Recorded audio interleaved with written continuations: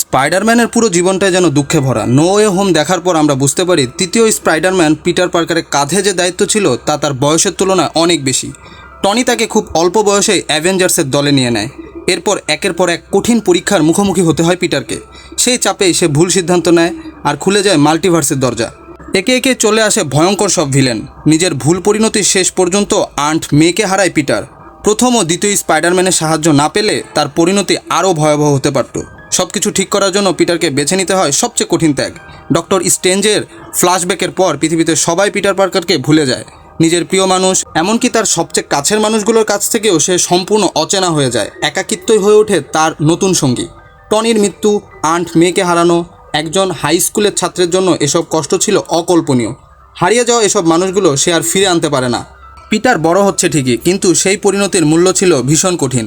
আপনার কাছে পিটারের এই পরিণতির কথা কি মনে হয়? অবশ্যই কমেন্ট করে জানান।